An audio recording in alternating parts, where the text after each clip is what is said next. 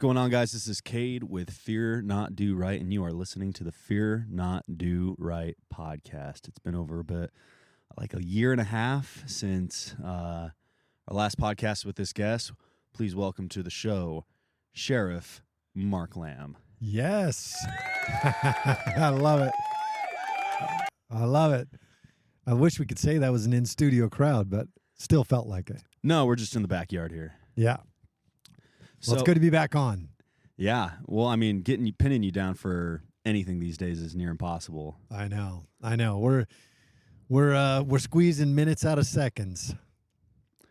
And I mean, not that anybody who'd be listening to the show wouldn't know, but tell them what it is you're doing these days.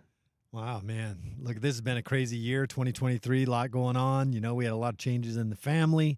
You got married. We had some losses in the family right at the end of 2022.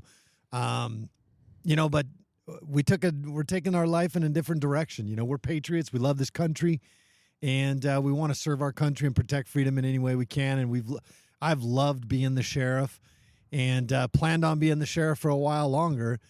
And I had a lot of people start coming to me and asking me, saying, hey, Sheriff, you should run for office. You should run for Senate. You should run for Senate. And I had zero desire. I actually thought, you know what? I went to my wife and I said, we've got to actually come up with some reasons why not to do this. And in that process, we started feeling very inclined to do it, very compelled to do it. And we got into December, and I'd actually even gone out and met with Carrie Lake even in Mar-a-Lago back in December, first part of December of last year. And we had dinner, and she said, hey, you got to run for Senate. Arizona needs you. And we went over, talked to President Trump at the dinner table that he sits at there at Mar-a-Lago. Said, hey, look, Sheriff Lamb's going to run for Senate. And we decided, I think we were pretty sure we were going to do it. And December 16th, kind of had our boat rocked a little bit. We got a knock at the door at 8:30 at night. We had been out doing stuff, Christmas stuff, wrapping presents. I'd been at a dinner doing some Christmas shopping and came home. And about 30 minutes after, got a knock on the door, and it was Sheriff Penzone from the neighboring county. It was two of my chiefs and two guys from Gilbert PD. And one of the chiefs has known me for a long time and known my kids, and I've got 5 kids. Cade being the oldest that does this podcast. And my middle son had an 11-month-old daughter and a fiance. And we got a knock at the door, and we opened the door and saw all those guys standing there, and we knew something wasn't right.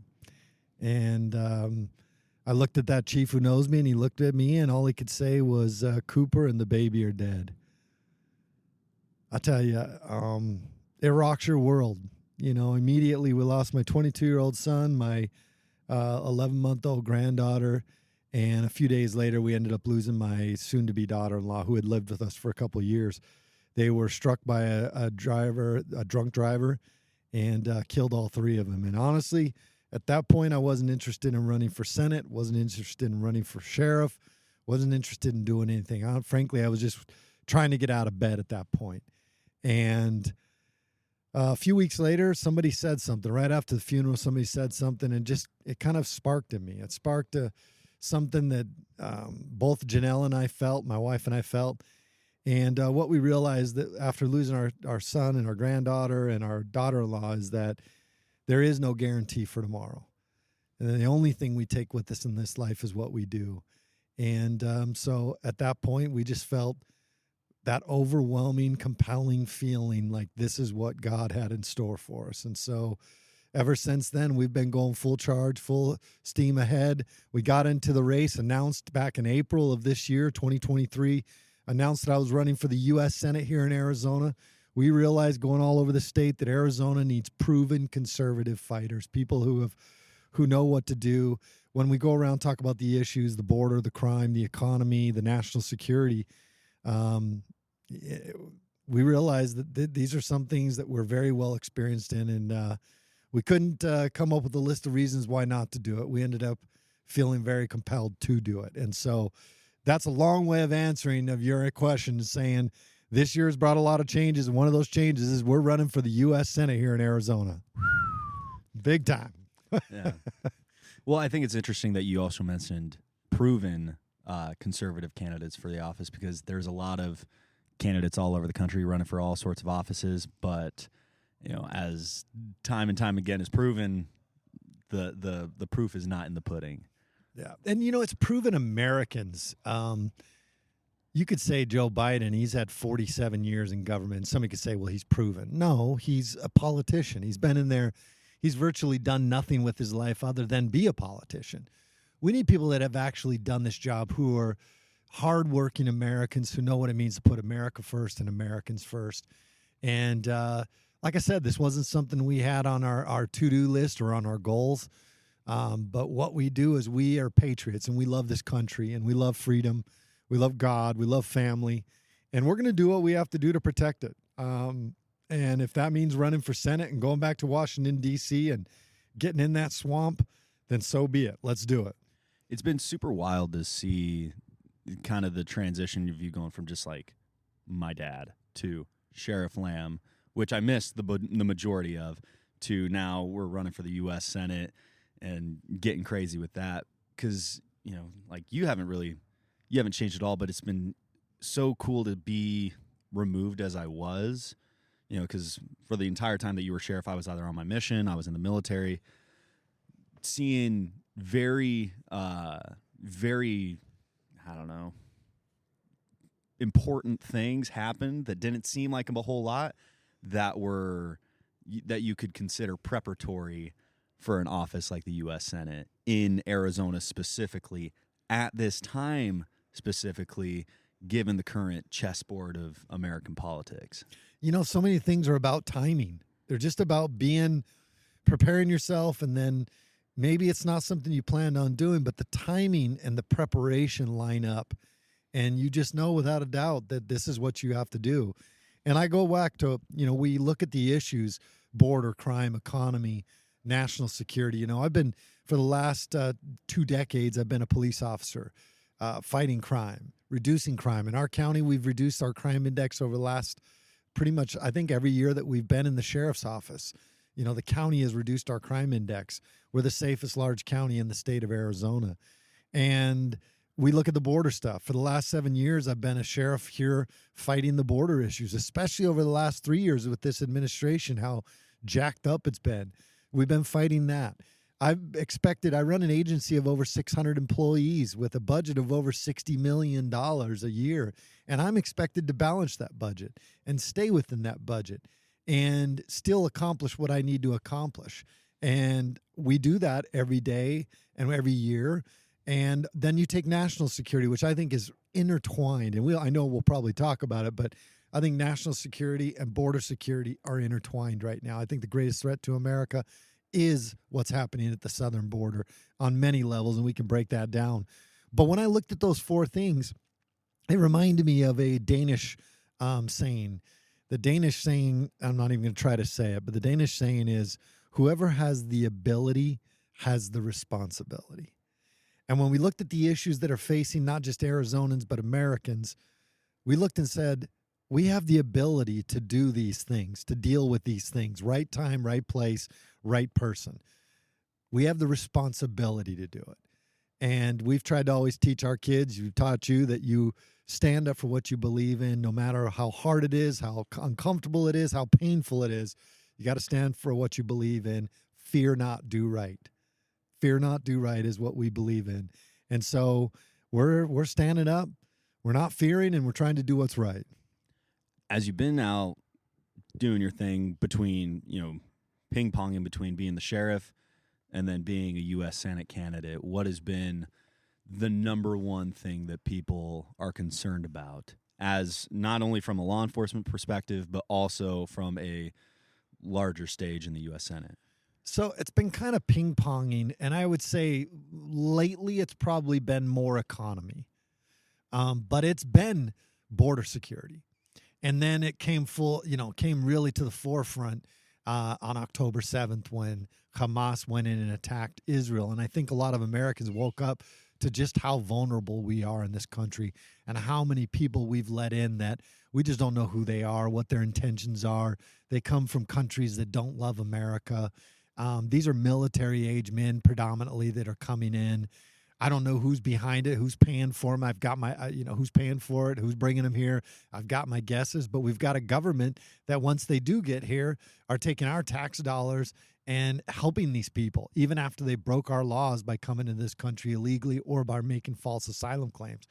So when you take all of that and you look at it and say, that is a great threat to America, and now Americans are opening their eyes and seeing that after what happened in Israel.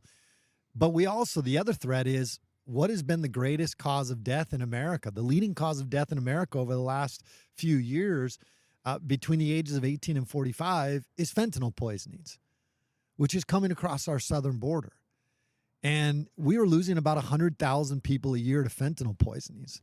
And if I were to say to you, hey, look, they just dropped a bomb on L.A. and killed 100,000 people, what would we do as a country? You know, we went to war for 20 years over 9/11. We're losing 100,000 American civilians every year to fentanyl poisonings, and our government's doing nothing about it. Do you think that, I mean, this may be a little bit tinfoil hat, but do you think that has a lot to do with, not only just it flooding across the southern border, but also some of the economic stress that people are going under and being, kind of turning to those, getting involved with fentanyl knowingly or unknowingly, as well as, maybe even like, I don't know, the CIA coming out and doing their whole crack in the 80s. I think there's a lot of things that are playing into it. I think, the economy struggling makes people feel depressed, anxiety, frustration. We're seeing more and more social media that makes people feel inadequate. They're not doing enough. And they turn to drugs oftentimes to numb the pain. And a lot of the fentanyl poisonings are not just fentanyl. They're putting fentanyl in things like fake Xanax and fake Adderall and cocaine and methamphetamine. So when you have a fentanyl poisoning, it isn't because they took a fentanyl pill necessarily. They took some drug that had fentanyl in it. And oftentimes it's a fake prescription pill, like a Xanax or an Adderall or something like that. And so I think that the economy plays a part in it. I think family, the breakdown of the family unit in this country plays a part in it. I think our distancing ourselves from God and what is right in this country, in our lives and in this world and in this country, I think that's playing a part into it. I think there's a lot of factors. And frankly, the fentanyl is so cheap now. And this is China. This goes back to the opium wars of 200 years ago. The West, which was England at that time, but they consider America as part of the West.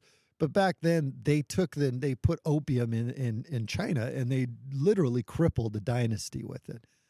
China has been very patient, and China provides the precursors to the cartels. The cartels are actually bringing it into us, and they're killing Americans without ever really stepping a foot on the soil. I say really stepping foot because we got 30,000 Chinese nationals last year. So they're still stepping foot on our soil, but they're using the cartels to traffic their poison into this country, and it's killing Americans. And so I think that there's some real intentional actions on the part of the cartels and China, and I think there's some real intentional ignorance or ignoring or turning a blind eye by our own government to it. But ultimately, it's hurting Americans. And I think there's a lot of factors as to why somebody would turn to drugs. What I wanted to say was, because they want Americans to take the drugs, a fentanyl pill here in Arizona is 25, 50 cents a pill. Across this country, you could probably get it for anywhere between 50 cents and $2, $3, probably on the high end, maybe $5. Most of it here in the West, here in Arizona, is going to be 50 cents to $1 a pill. So kids can take it. Anybody can take it. And they've made it so easy to get that I think that is ultimately driving the demand. Now, you've kind of seen the fentanyl issue from a top-down view and a bottom-up view in dealing with it through law enforcement, through personal experience, not that you've ever done it, but and now, elevating your position to a national level, or at least, statewide. What are the things that can best prevent use at the lowest level, and how does this problem get fixed at a top level? You know, in America, we like to try to treat the symptoms as opposed to actually trying to solve the problem. When I go talk to people about fentanyl, I have so many people that'll say to me, well, there's nothing we can do because our demand is so high. Yeah, our demand is high, but it's because the supply is there. Like, and people, if you want to fix the drug problem in the country, it's like I always use this example. It's like we're trying to mop the bathroom floor without turning off the tub water. And the tub water is the border. If you don't turn off the tub water and secure our border and make it very difficult for the cartels to bring drugs into this country, you will see the demand decrease, and the programs that people who and I'm one of them, who want to create programs to help people dealing with addictions, those programs will work when you eliminate the supply. But if you don't eliminate the supply, or at least make it so hard to get, they're going to continue to use it. So it's like mopping the bathroom floor without turning off the tub water. We've got to secure our border. That's how we start to get on top of this drug problem. Well, initially, that just automatically drives the price up from a few cents to a few dollars up to considerably more just to get your hands on it. Would that pose any sort of threat where, like you saw in the 80s with, cocaine being it, and then, once the border got kind of shut down, Miami got shut down, they started going hard after the Colombian cartels who were running cocaine. Well, then it got turned into crack. And then we had the crack epidemic that really hammered down on a lot of people. So it was like, is it better to have the devil you know versus the devil you don't? Or, well, here's the thing. I mean, we weren't having 100,000 plus deaths from cocaine or from crack. I saw a comedian the other day who was doing a skit, and while it's not something we should laugh at, what he was basically saying is, I've known crack addicts for 20 years. They weren't dying. But now you got fentanyl, and they use fentanyl one time and they die. And so those drugs, albeit they're bad, and I would love to stop all of that too, which I think part of it is securing our border, because those are coming across the border too.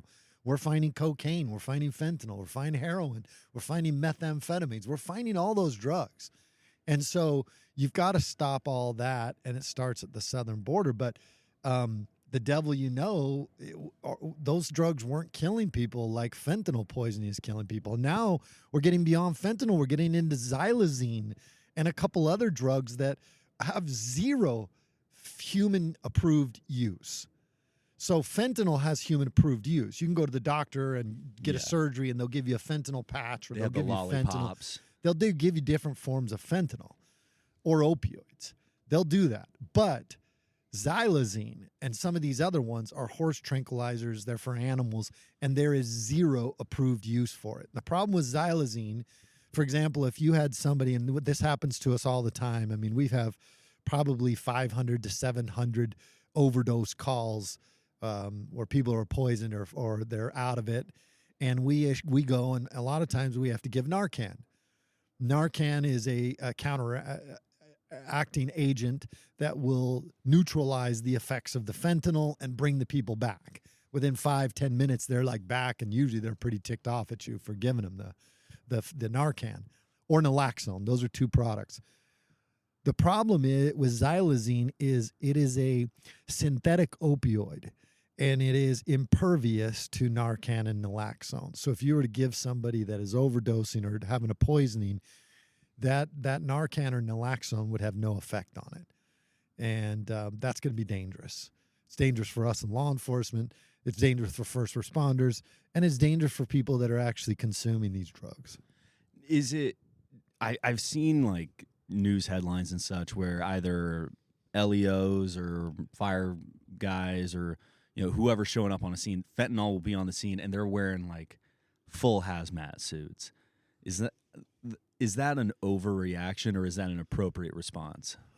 Look, I don't think you can overreact on it. I mean, you could say it's overreaction if, it's But we've seen situations where we've had our own guys who have just been in the vicinity of it or actually put hands on a sweaty subject who is under influence of fentanyl, and our guys have gotten a contact from it, and we've had to send them to the hospital. And there's been guys that have actually died from it or have come close to dying from it in different agencies all across the country. So I don't know that there's an overreaction. It depends on, is it powder, fentanyl, pills, whatever. I don't think anybody really wants to take the chance. Yeah. If you have if you have the ability to put the protective clothing on, then you should, and go deal with it accordingly. A lot of times in law enforcement, we don't have the time. We don't get that luxury. We're dealing with things like on a traffic stop, and all of a sudden you open up a bag and it's got bags of fentanyl powder in it. It might be too late for that deputy at that point. So where you could, I think I don't think it's wrong to put all the protective equipment on you can. Unfortunately, in our profession, we don't have the luxury of knowing or having the time to go put that on most cases. Now, you've talked extensively about, on social media and whatever, about the I-10 corridor, the 60, and a lot of those high traffic areas for human smuggling, drug smuggling, all that. Have you seen a big impact in Pinal County just with the people living here with a lot of those drugs actually not just passing through but actually landing in Pinal? So just to put it into perspective for anybody listening that's not familiar with Pinal County, we are not a border county. We are what's called a Tier 2 county. We are one county off. We are 52 miles from the border on the west end of our county. On the east end, we're 71 miles where the I-10 intersects with our county line. So what we get on the west side is we get the cartel pushing they push people through the gotaways. That's what's coming up through the reservation, which, by the way, the Tohono Indian Reservation actually goes into Mexico. There is no wall down there. There's not a single foot of wall on that reservation. There's about 60-something miles of open, either 3 strands of barbed wire fence, some places nothing, maybe some Normandy barrier. So what the cartels do is push people through there. During President Trump, when the border was more secure, we would see a lot of people coming through the desert because that's where the cartel would push them through. Now it's so easy, they can just walk across anywhere and make a false asylum claim or do whatever and just walk across and nobody's going to stop them. Or if they do stop them, our government tends to give them all sorts of, benefits for having broken our law. But now we don't see it as much in the desert as we used to. Now we see it a lot on the freeways, on the I-10, on the 60. And what we see are carloads of people being trafficked from the border areas or from those areas in our county where they come out of the desert, and they will load out and head up to Phoenix. That's what they do. We got a helicopter going up. We're in the backyard, so I don't know if they're watching us. Maybe it's my helicopter. So anyway, that's what we've got. We've seen a 377% increase in traffic stops over the last couple of years involving human smuggling. We have seen a 461% increase in pursuits involving human smuggling. I know we talked about a video. We've got a video that's got like 23 million views that shows where we're actually coming off the 60 and a vehicle just takes off into the desert on us and we chase them in there. And unfortunately, the driver and the passenger got away. Those mountains were pretty rugged, and when you watch the video, you hear me breathing pretty hard. But just in all fairness to me, those were steep mountains up and down. So that's one of the biggest things. Like when you go to some of those areas, especially down where the cartel's pushing like their heavies, a lot of their money, guns, hitters, like their guys. Dude, that terrain is insane. It is tough. It's tough terrain it's not like on the East Coast. The terrain here is tough. And when it's in the summer and it is hot, that terrain is even tougher. Yeah. So, so when you watch the video and you hear me like, there's a reason. Well, right now, even like there's people coming through in that like between Nogales and the Tohono O'odham Indian Reservation. Those mountains, people are coming through, and it's like it's got to be sub-freezing, well below freezing out there at night when they're pushing up through. It's crazy. And that is why we get so many rescue calls. So we have an aviation unit, and our aviation unit works with Border Patrol. And if you're in the desert area and you call 911, which the cartels do for two reasons, sometimes they'll leave people behind and they'll just say, hey, look, we left this person behind. They're sick or they can't make it or whatever. They'll leave them behind. They do it for two reasons. One, maybe we'll go help them, which we will. We're going to try. But they also do it tactically so that they can keep pushing their group forward, and they know they take that air asset out of play. And so they take advantage of Americans and how we want to save that one. And so we, like, for example, we had 2 calls the other day. We were working 2 911 calls, people stranded up on those steep mountains and trying to help them out. And in the meantime, my guys are like, we flew over hundreds of people walking around in the deserts. But we couldn't stop to deal with that because we were trying to go and do these 911 rescues. So they're very savvy on what they're doing. They know what our tactics are. They know how to kind of break them and take advantage of our, of us as Americans and how humane we are and how we're going to try to help that person. But we spent a lot of time doing rescues out in those hills and out in the desert. How is it that they're able to they just have zero regard for any law enforcement, not that they're law-abiding in the first place, especially the cartel coyotes and mules and traffickers bringing everybody up. But it's all over TikTok, all these cartel dudes, whether they are, subcontracted out through the cartel as a boarding house, as a one-stop, as a driver, whatever. But, they got falcons all over the mountains down there posting on TikTok. They got coyotes trekking through the desert, armed up, gunned up, posting on TikTok and Instagram and Twitter. How is it that they're able to do that so openly we can just, it's like, oh, well.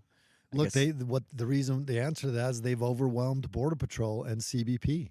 With the amount of people coming in, you have 1 per 300 people right now. And basically, all these people are coming across, and our government's saying, process them. Get them in here. Get them in here as fast as. So all these guys have become glorified babysitters. They can't even do the job that they signed up to do. So I don't want anybody to think that those guys are doing an awesome job, but they're handcuffed because they've been overwhelmed.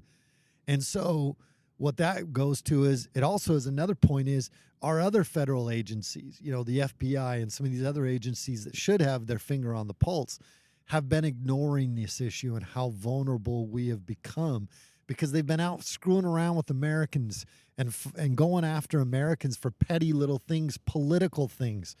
I think most people listening to this will acknowledge that there has been a 2-tier justice system. And that's one of the reasons I'm going back to D.C. is we got to fix this 2-tier justice system. We've got to get back to where our federal agencies are serving the people and doing what they're supposed to do as opposed to going after the American people and being weaponized by bureaucrats in Washington, D.C. or bad elected officials. Who is making those calls, like for Border Patrol, when they're saying, hey, we're just going to in-process everybody? Who's telling them to do that? Because it would seem like, you have the organization, Border Patrol, anyone who would be in a decision-making position would have had, a lot of experience there. They know the job, they know the situation, they have a lot of good information, and they've done the job right, or at least you'd hope they've done the job right. How is it that they're able to say, like, you know what? This suit telling me how to do my job right now is right. This is what we need to do. Let's forget about the actual problem and just deal with this incredibly problematic symptom of in-processing everybody. Look, for the most part, the Border Patrol guys are solid. Those guys get it. They're Border Patrol lifers. They've been in this agency, worked their way up all the way to the position of chief. All the guys that I know are awesome. And they're patriots, and they want to protect this country. And the guys on the ground, the guys who are screwing it up are the bureaucrats above, the ones that have never done the job. The ones that have been lawyers or whatever, you know, the Mayorkases, the Christopher Rays of the world, those guys are lawyers. They never were agents. They never were on the boots on the ground. They never grew to gain an appreciation for the work that the men and women underneath them are doing. And I think that's where the problem is. And those people, they are buffaloing everybody into trying to do what they want them to do. And they do it by threat of firing them, termination. Look what they did to the guys when they said they were whipping people, the guys on the horses. They pretty much ruined those guys' careers, only to find out, which we all knew, they weren't doing it, but there was never an apology. There was never, hey, we were wrong for this. And they didn't stand behind their guys. Why? Because they're just lawyers and bureaucrats. And the progressives, the socialists, the leftists in this country have figured out, let's just throw a bunch of bureaucrats that really don't really know what they're doing, but they're loyal to us, and they'll do whatever we tell them. And then they're pushing that down on top of all the people. And one of the ways you keep from them saying, hey, this isn't right, is you overwhelm them. And the way you overwhelm them is with 10,000 people a day. Even if you had good intentions, you're just trying to keep your head above water. You don't even have time to swim. You're just trying to fight for air, any air you can get. And that's really what they've done to the Border Patrol agents. Why do you think there's so many people flooding the border at this point in time? Because it's always been a problem, but now it seems like in the last 4 days, just over this last Christmas weekend, there was 35,000 people in 4 days in Arizona, just Arizona. Why is there so many people, and what are they? What's the point of them coming now this way? Well, the problem is Joe Biden, but I think it's also globalist. I think it is, people that want to see America change. Joe Biden, when he ran for office, he said he wanted to reinvent America. And if you go back to Obama, they said they wanted to fundamentally transform America. And so to do that, you got to do two things. You got to undermine the rule of law, which Obama really started. We saw a lot of that in 2020, 2021, 2022 under this administration. And one of the ways to undermine the rule of law is to open the border, create chaos, create confusion, flood it. Now you got these globalist organizations. You got incentivized NGOs, non-governmental organizations that are getting taxpayer dollars, funding through the shelter-in-place grants that exist through the federal government that this administration continues to pour money into. And then those people go out and give them gift cards and phones and plane tickets, and they transport them all over the country. But there's also another group of NGOs, wealthy groups on a world global level that I think are the ones that are funding these people flooding into it. They want to change America. Look, America is the Alamo of freedom. Ronald Reagan said it way back in the 80s, and it has probably never been more true. There is nowhere else to find freedom if we lose it here. This is the Alamo of freedom. Don't think that the globalists don't know that as well. They know that if they can topple America, that they can cripple America and bring it to its knees, their ability to enact globalism throughout the world is so much easier. America is that last line of defense for freedom. And that's why I'm so passionate about what I do and why I'm running for office, because you need people that have a core belief in God, family, freedom, the Constitution. And we've got to get back to that. And so I think that I think that's the issue. I think those are the people that are trying to undo it and bringing all these people and flooding it. Look, if you've got somebody on the ground, MMA, if you got them on the ground, you're going to start pummeling. You're going to go hard because you want to end the fight. Well, you smell blood in the water. And they smell weakness and they smell blood in the water. This administration is so weak, and they've sent a message to the world of weakness. Afghanistan. We started sending a weakness message the day that these guys got into office and started not securing the southern border. There are other countries saying, they're not going to stop us from invading Ukraine, or they're not going to stop us from invading Taiwan, or they're not going to stop us from going into Israel, because they're not even strong enough to protect their own southern border. How are they ever going to stop us? We've sent a sign of weakness, and now our friends don't respect us and our enemies don't fear us. And that is a major national security issue. You know what's crazy is, so I was, as you know, in Iraq during this last election I was in Iraq for the whole Trump Biden election, and within a week of Biden getting inaugurated, so the first half of my deployment I was up north in Erbil, second half I was down in Al Assad. But so we were already down there, but while we were up in Erbil, very strong presence up there. ISIS had been pretty much removed. We were starting to kind of pull back some bases and stuff. And within a week of Biden getting inaugurated, that base, which has a super strong presence, a ton of special operators from every country there, tier 1 elements, CIA, just it's kind of a super spot up there. All of a sudden started getting multiple rocket attacks just all over, like right where we were.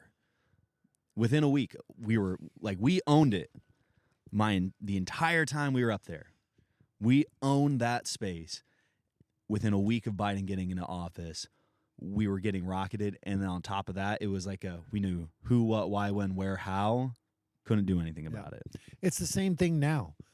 That's sad that it happened so quickly, but they knew what a weak man he was and that what a compromised person he was. And now what you're seeing is most Americans don't even know this because the media is not reporting on it. How many missile strikes have there been on American bases or American soldiers since Hamas attacked Israel? I don't know how many it is, but I think it's been thousands. I don't know. I would venture anybody listening to look into it. But there have been multiple soldiers hurt, multiple missiles launched. We know they're coming from Iran and from other places, and we're not even doing anything about it for the most part. And their media isn't even talking about it. Well, not only do we know where they're coming from, but exactly how they're getting here. Because, since we've left Afghanistan, that's turned into bad guy paradise. And, from reports and conversations that I've had with guys who are still out there getting after it and in the know, it's essentially, if you're a bad guy because of the Erbil withdrawal or the HKIA, the Kabul withdrawal, an Afghanistan passport is valuable. Like, you can get anywhere with the Afghanistan passport now because you're a refugee. They saw the withdrawal. They saw the takedown, everything that went down at Kabul. And so they're letting people out of Afghanistan anywhere they want. And so I believe they're going from Afghanistan and flying out to, they're either flying or sailing to Brazil. And then, any bad guy from any place in the world is getting an Afghanistan passport, then going to Brazil because Brazil is, Brazil part of that. What was the economic thing that China, Brazil, Iran, India?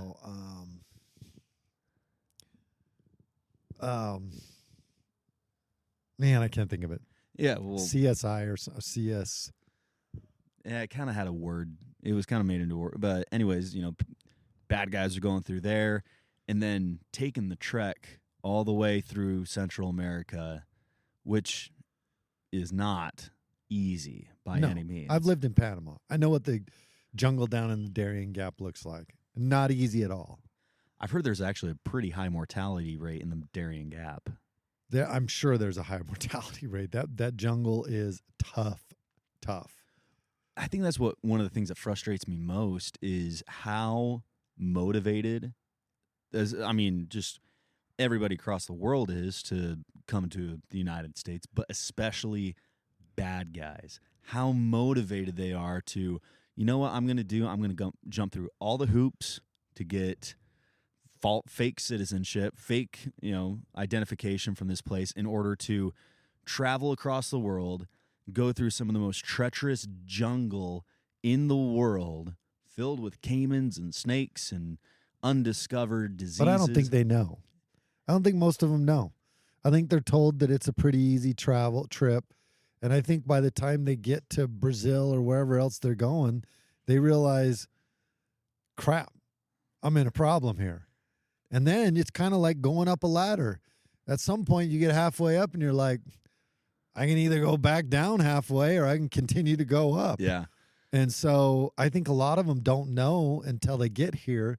They don't know what the Darien Gap looks like. How's a guy from Chad or Senegal who's probably never gotten on a computer and looked at any, what Central and South America look like, and now all of a sudden he finds himself in the Panamanian jungle, trekking through a bunch of maleantes is what we say in Spanish, but there are just people with bad intentions that whole trip trying to take advantage of all these people.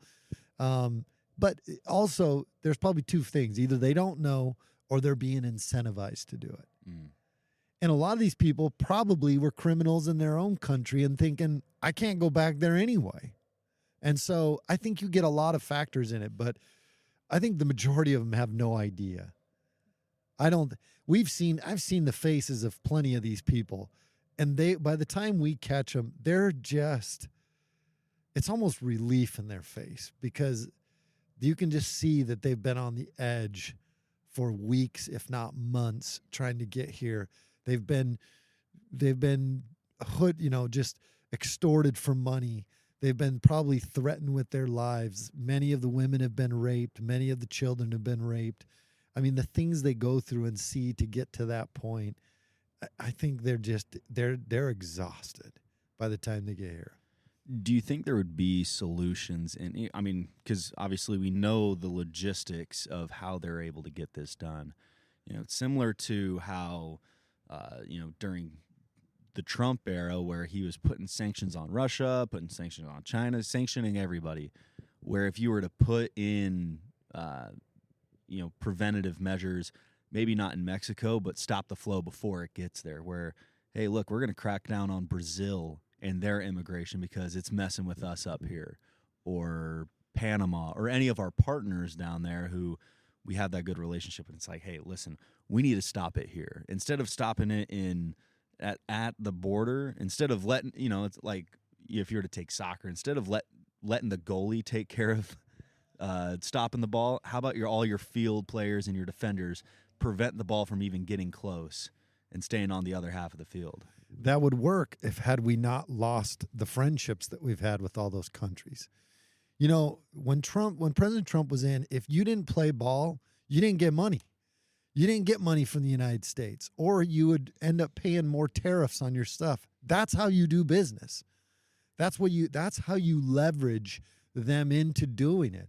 I've lived in these countries. They will take advantage of you if you allow them to. So you better take the upper hand. Well, these guys have no idea. They're weak in Washington, and they don't have a good plan. And now they're being just taken advantage of by these countries. And why in the world would they? In the end, all they have to do is, like I said it on an interview yesterday, it's like a matador with a red a little red cape. And the bull comes charging toward him. Just step aside. Olay. Let him walk up to the next country and up to the next country. Everybody in Brazil and Panama and all these places, even though it's having an effect on their countries, ultimately they know that those people are destined for America. And so as long as they just kind of get out of the way and push these people along and get them out of their country as quick as possible, ultimately we pay the ultimate price. It would be nice if we could go to them, I agree, and say, guys, we need your help. Don't let them into your airport anymore. But we have no leverage anymore. They don't respect us anymore. You got Brazil that's actually moving in with China to try to get off the American dollar. And so there's got to be a lot of diplomacy, a lot of work, a lot of foreign policy work that's got to go back into play once this administration's out of office, because all of their foreign policy is stunk, and it's what's hurting us. Do you foresee a turnover in this administration in the next election? Yes, I do, because I think the majority of Americans, I just don't think that you can even, I don't think there's enough shenanigans that can fix the debacle that this administration has been. Um, I pray that we get them out of there. And I think that the majority of Americans are fed up. We started, you asked me about what is the most things that most people are talking about. The economy. The economy is killing Americans. It's just breaking the backs of Americans. We were at the store today, and I swear every time we went to buy something, it would come out to $80, $90. What used to be at what I would think was about $20, $25. Everything's more. Everything's costing more. And it's breaking the average American family. And I think that ultimately is going to be the undoing of this administration. That and the border, I think, are going to push people to say, enough. We're done with these progressive, liberal, socialist policies. We don't want that here in America. It's not good for us. It's not good for our economy. It's ruining our country. Get them out of here. What kind of influence would you have as a senator within Arizona with Arizona policies? Because I know, obviously there's a lot of controversy with Katie Hobbs, the current governor of Arizona. But being an Arizona senator, would you have any pull? Would you be able to have conversations with the legislature here, or is it explicitly federal DC? So I'm a constitutionalist, and I believe in the 10th Amendment. I believe that the power really resides in the states. I think the federal government has gotten far too big. I think the federal government is not the answer to problems. I think as a senator, my goal would be more to pull the chain back on the federal government. I would hope that I would still have some influence on helping get, whatever I could do to help state legislators and people, pass good bills that work here in this state. But as a senator, your job is to pass bills or not pass bills. Hopefully that's more of not passing bills, because all these bills suck. But not, bills that affect the entire country. Even though you're a senator for Arizona, the decisions I will make will impact North Dakota and Alabama and Florida and New York and Washington as much as it would affect Arizona. As a senator, you always have your eye on what would be best for Arizona, but you're voting on national issues. And I think that it is important that a senator keeps the federal government out of our state's business as much as possible. And I think that's why things have gotten so jacked up, is we've become so reliant on federal government and aid from the federal government. It's one of the reasons I hate hearing these guys in New York and Chicago begging the federal government for funding to deal with this migrant crisis, which they're here illegally, but to deal with this issue. They don't want to fix the problem. They just want to give hotels and food, and they want to soften the blow. But once they take that money from the federal government, the federal government's got their hooks in them. And so I would just advise them to deal with the problem, work together as states, but we got to get back to respecting the 10th Amendment and get back to the power to the states and start reducing the size and the power of the federal government. Get it back to where it's supposed to be, which is providing for a common defense. When they say promoting the general welfare, they don't mean that a bunch of programs that help that keep pulling people along that aren't doing anything to help themselves. It's to establish justice. It's to ensure domestic tranquility, to provide for a common defense, to promote the general welfare, and to secure the blessings of liberty for ourselves and our posterity. That's what the Constitution was designed to do, and that's what the federal government should be focused on, as opposed to getting involved so much in state business. What would you say are the most important elections to pay attention to in that respect for everyone else? I mean, obviously the most important election right now is the Arizona Senate seat, but, breaking it down at those local levels, at those county, even state levels, what are the most important elections to pay attention to and get the right people in? Because I think the rule of law is the backbone of America, I think you need to make sure that you have good conservative DAs, county attorneys, attorneys generals. The law enforcement people in this country need to be good, conservative, law-abiding, constitutionally minded people, first and foremost, because you need to protect justice, which is why the Founding Fathers made it the first thing that we should establish. Then you've got to go and you've got to make sure that we get good legislators. And so this is going to be your your state legislators and your state senators, state reps, state senators. These are the people that are going to make the laws that affect your day-to-day life. Take the Second Amendment, for example. The Second Amendment is the same for everybody on a national level. Federally, it's the same. It's the Second Amendment. Where it changes from Illinois to California to Arizona, where we have constitutional carry, is that those state legislators, those state senators. They're the ones that pass those laws that would prohibit or enhance people's ability, uninfringe their ability to carry or to exercise their Second Amendment right. So that's not a congressman or a senator. You need those guys to protect the Second Amendment on a national level, but on a local level, where the Second Amendment has gone awry is by bad legislators, state senators. And then you break it down even further and you get into your county boards. Those are people who are going to affect you. Look at COVID. COVID was a perfect example. You had city councils, mayors, you had county boards passing rules saying that you needed to stay in your home or that you needed to wear a mask or that you needed to get vaccinated. That was those draconian laws and rules, mandates and orders. They weren't laws. They were mandates and orders were being passed by people that elected at a local level. So the answer to that question is, I think it's far more important to pay attention to who your local elected officials are, your sheriff, your county attorneys, your attorney general, your state legislators, your state senators, your school superintendents. Those are the more important ones. Congress and Senate, you just want to make sure those guys keep federal government at bay. And that's the job of those guys. Unfortunately, we've got too many power-hungry people back in Washington, D.C., both Republicans and Democrats, that have jacked this country up. You know, Alexis de Tocqueville was a Frenchman that was sent here by France in the early 1800s to understand America, the penal system, and to understand the Constitution and what made America tick and what made America great. And ultimately, he ends up writing a couple books, a series of books called Democracy in America. And I think it was 2 volumes. But one of the quotes that he has, he says, the American Republic will endure until the day Congress realizes it can bribe the people with the people's money.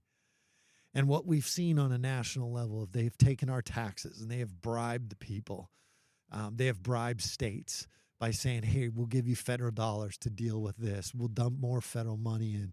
And they get their hooks in you. And that's what's happening. Those people, whether Republicans or Democrats, even if you're not in power, it's still power. Even the minority power is still power, which is why it's such a big game on a national level. And we've got to have people that are going to go back and break that up and start restoring America to the constitutional values it was built on, and reducing the size of the federal government and empowering the states and local governments and making sure that we elect good people in those offices to ensure that our day-to-day life is not commandeered and that they protect our freedoms. For those who live in areas where that's not, they're hard-pressed to find constitutional candidates, how much of a leg do they have to stand on for their constitutional rights? For example, COVID, where they say, hey, this is the mandate. Are you able to just say, well, hey, F you, this isn't constitutional, I'm a citizen, and you can, go pound sand? Yeah, you can do it. But there's always consequences to what you do. Yeah. I always tell people, freedom does not mean you get to do whatever you want and there's no consequences. You can be free and make free decisions, but there are consequences to it. I'm free to jump in this pool right now, but the consequence of it is cold, and I might catch hypothermia, and I could potentially die if I don't get out of the pool. But I'm free to do it. Well, and right now you're free to be dry and be wet. Yeah. But I was free at the same time to not wear a mask or not get vaccinated. I chose to not do it. I was in a position of authority where I didn't worry or care what they were going to try to do to me. But there were people who lost their jobs. There were people who, like you in the military, you were forced to take a vaccine that you didn't want to take because the military buffaloed everybody into it. And now there's a court ruling. Now they got to go back and give all those people their jobs back and money back. But at the same time, you couldn't take the chance of saying, well, I'm not going to do it. I might lose my gun rights. I might get a dishonorable discharge. People were faced with some really tough consequences to make those decisions. But I always tell people, yes, you can do it, but there's consequences that come along with it. I think there's a very important word, and it's all over all the founding documents, all over the Declaration of Independence, the Constitution, the Bill of Rights, and it's not the word freedom. I think the word freedom is seldomly used in all of that, on all those documents. They often use the word liberty, and there's a huge difference between freedom and liberty, because freedom is, like you said, the freedom to do whatever you want. The right to act, think, or speak the way one chooses without, government interference is really what freedom is, without people interfering with it. But then liberty, and I'm just kind of going off the dome here, but liberty is more, it's that same freedom without transgressing yourself on the rights and liberties of others. Yep, that's right. So liberty is the state of being free within society from oppressive restrictions imposed by authority on one's way of life, behavior, or political views. And so you're right. Like, a lot of people think liberty and freedom mean the same thing, but they don't. Liberty means, you don't want the oppression for the way you believe and your political views. And freedom is your right to say what you want, think the way you want, speak the way you want, and act the way you want. And those are they are similar but different things. And I love liberty and freedom. I like them both. And the Founding Fathers were very particular about using the word liberty. Well, you can't have liberty without freedom. But That's you right. can't have freedom without liberty, because if you do have those, just a full spectrum, a full buffet there of do whatever you want without consequences, you lose your society, you lose your community. Anarchy. Yeah. Whereas it's the liberty that really grounds it and keeps it to earth, where it's like, hey, listen, you can do whatever you want, just don't mess with that guy's ability to do whatever you want. And likewise, don't mess with his ability to do whatever he wants. And if you maintain those left and right limits, everything that they set up in the original founding documents makes sense. And it puts what constitutionalism, or if you're a constitutional candidate, politician, sheriff, congressman, legislature, it puts into context what it means, where it's like, hey, listen, yes, this is a free country, and here's some legislation that may be good for the goose, but not for the gander. I sound really old saying what's good for the goose, but it's not good for the gander. But yeah, and I think DC, and it's one of the things that gets me excited about, seeing you go there, is DC politicians have completely lost that, where they don't care about the goose or the gander. They're just going to give you the whole rah, America's free speech, and then do what's good for them and not anybody else. And that's not liberty or freedom, and it's tyranny. A lot of it is self-preservation. A lot of it is being compromised. A lot of these guys, it's hard to raise the amount of money you need to raise for a campaign, and so many of them are willing to do whatever and be beholden to whoever to be able to raise those monies. A lot of them make bad decisions when they get back there, immoral decisions, and then these people hold it over their heads. I think that probably happens more often than not. But it is certainly there's a whole myriad of reasons why I think a lot of people abandon serving the people and abandon the Constitution once they get back to Washington. And a lot of them just don't have the strength to stand up against what is that machine back there. And, look, President Trump, whether you like him or don't like him, he had the testicular fortitude to stand up and say, this is broken. The system is corrupt, and we need to fix it. And both Republicans and Democrats don't like him because he's trying to change that system, the good old boy system, or upset the apple cart. Yeah. is there anybody in particular that you admire who is currently in office that is doing a good job? I'm not a real respecter of persons. I know that sounds bad, but when I say that, I mean, like, I don't go, oh, I want to be like that person. I've always been like I go and I talk to you, and I will see things that you do and say, and the way you carry yourself, or some quality that you have that I'm like, hey, I like that. And I go to the next person. And I try to pull from a lot of different people, a lot of different things, a lot of different books that I read. Obviously, my faith, scriptures, those kind of things ground me and are the base and the foundation of my belief system. So I don't just look at one person and say, oh, that guy's great, I want to be like that person. I see qualities in him. I love the way Josh Hawley, senator from Missouri, goes after these guys. He's so smart. And when he's questioning these bureaucrats that are supposed to be representing us, I love the way he does that. There's some very strong guys that I think have really stood in the face and against a lot of odds for their beliefs, and I admire those as well. But for the most part, there's nobody in particular that I'm like, oh, I think that person embodies a great, the Rand Pauls of the world. I love his almost libertarian views on things and his minimal government. I love that. So I take little things from all these people and say, that guy does that well, that person does that well, that person. I'm more of a person that looks at people and says, I love what that person does, instead of trying to define the negatives about them. But I don't look at one person and say, I want to be like that person. Awesome.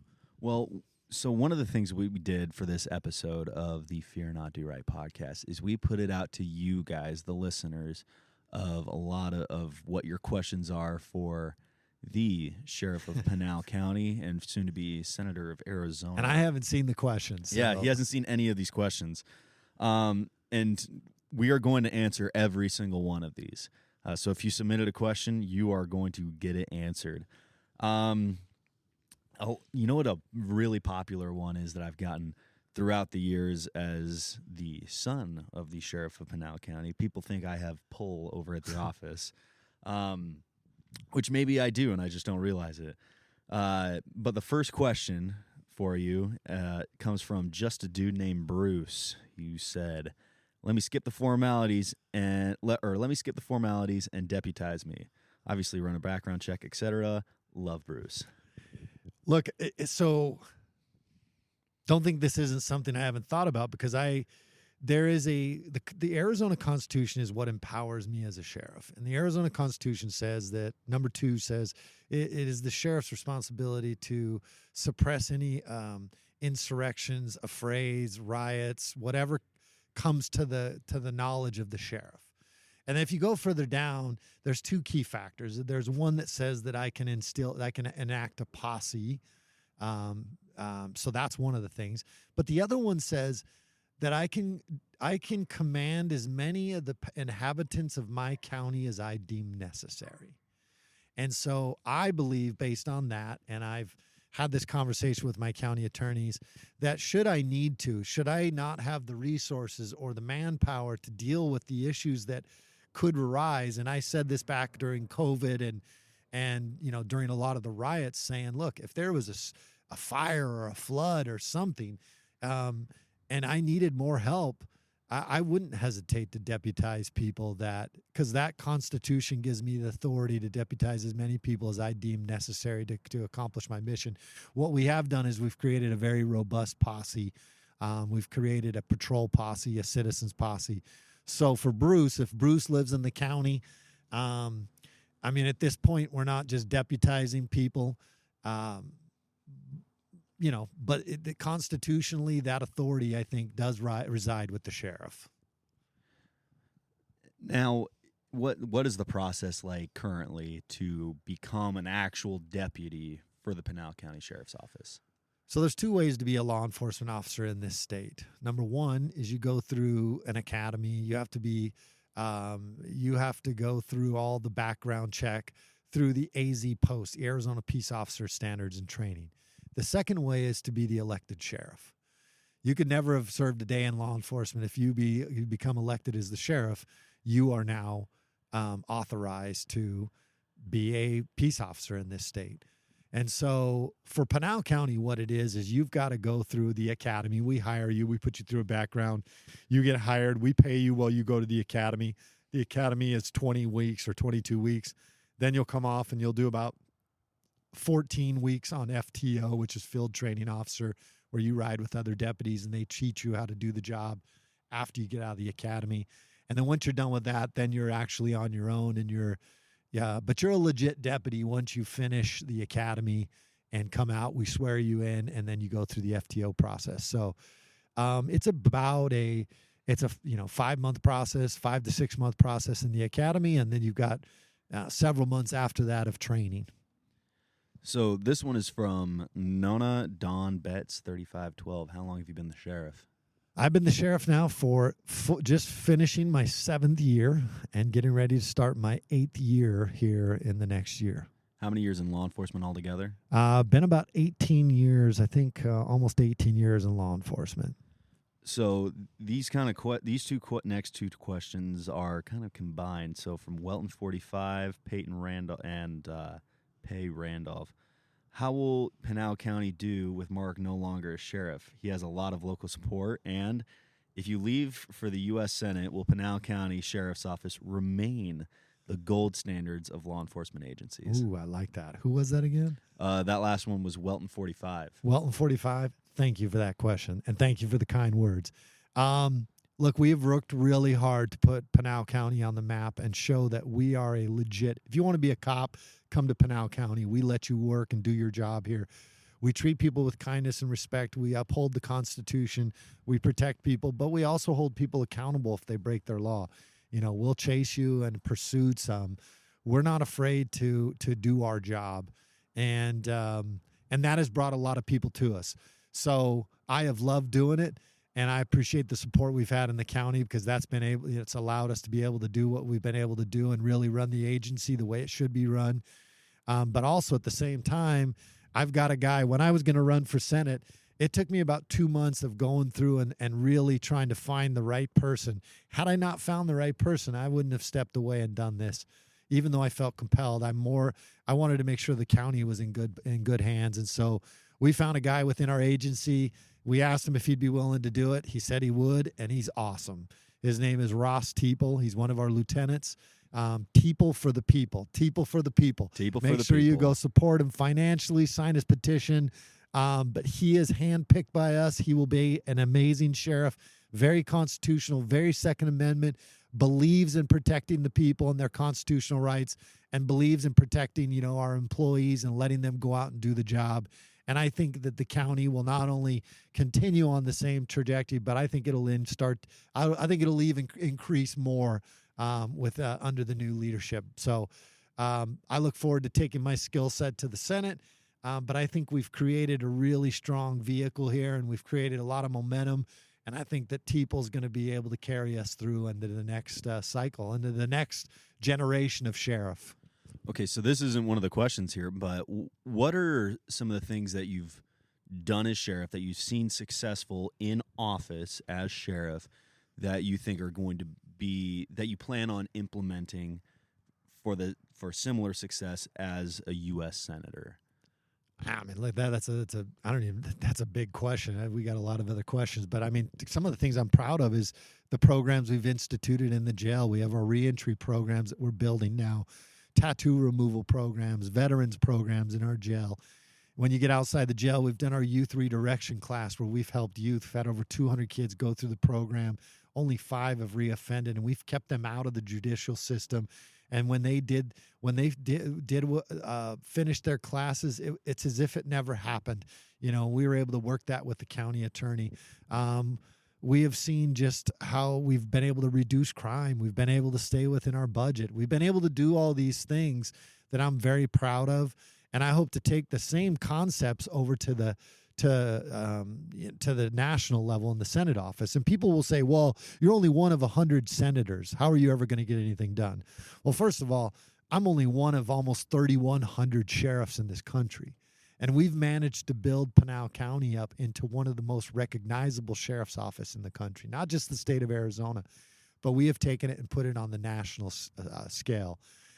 And as far as Facebook followers in the country, the first law enforcement agencies, Facebook followers, the number one is the FBI, number two is the NYPD, and number three is Pinal County Sheriff's Office. That's awesome. And so when you take it, we're not the third largest in the country by a long shot, by a country mile. But what that shows is that we were able to take what we do here and amplify it on a national level. Trust me, I like my odds of being one amongst 100. I think I'm going to be able to really do some great stuff. We're gonna make the people know about it. We're going to use social media just like we've done with the law enforcement piece of it and really showcase, tell the people, give them the nitty-gritty of what's going on. And I think that the way we're going to serve the people, the way we serve the people here, we'll take that, we'll apply it at the national level as a U.S. Senator and serve the people the same way we've served them here. And that will be a recipe for success. And as far as what you can do as one senator, I always say to people, how many people stood in front of the tanks in Tiananmen Square?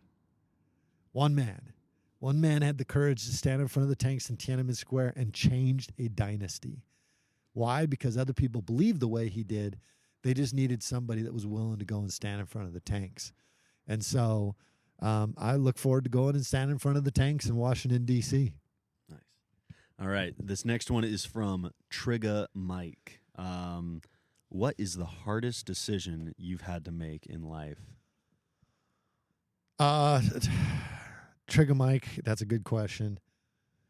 You know, I love the show Vikings. And in there's a part where they go off to war and they keep pillaging. And Ragnar Lothbrok, the leader, has two sons, twins. And at one point, he has more than two sons, but two of his sons were twins. And when they got to be, I think, maybe 8-10 years old, they were finally of an age where they could take them off to do what they do, go off and battle and fight people and pillage and do what they did as Vikings. And so they get in the boat and then they leave their mom behind on the shore. And as they're sailing away, the two boys have their hands on the edge of the ship looking back towards the shore. And Ragnar, without even breaking his glance forward, says, "Don't waste your time looking back. We're not going that direction." And so I don't spend a lot of time being nostalgic about the past or looking back. But one of the toughest things that I did have to deal with was, my son who passed away also had a drug problem. And we weren't letting him drive our cars. And we told him, look, you can't drive our cars. At one point, we left to do a charity event. And my son took one of the cars to go to Taco Bell. And just not far from the house, I get a phone call and he says, "Dad, I just hit a guy on a bike." And so we show up, and sure enough, a guy had come out into the road and he hit the guy on the bike, and the guy was hurt. And we showed up, and my son's there, and I checked on him, and I walked over and I checked on the guy and just praying in my head that the guy doesn't pass away. He obviously was very injured. And the hardest thing was walking back to your son. He's surrounded by deputies, and me looking him in the face and saying, "I have to leave you here. If I stay here, they're going to say that I influenced this in some way, and I'm sorry, you're on your own on this." And it was the hardest thing I probably ever have done, is to walk away from your son and leave him basically like a lamb surrounded by wolves. And I knew what he was about to face, and my son, ultimately, that thing kind of was the catalyst for cleaning him up. He ended up being clean for about almost 2 years when he died at the hands of somebody, ironically, who was driving under the influence and killed him. But he had been clean for almost 2 years at that point, and a large in part because of what happened. But he spent 6 months in my jail, and that was not easy. It's hard. Not only did I have to have my son in my own jail, and if you want to know how you treat your inmates, you'll find out when you put your own son in your jail. And I had to do that. But the hardest part was walking away from him, knowing what he was about to face, and having to let him face that on his own as a dad was not easy. It was probably one of the most important things, though, that happened for Cooper. And I'm a freedom guy.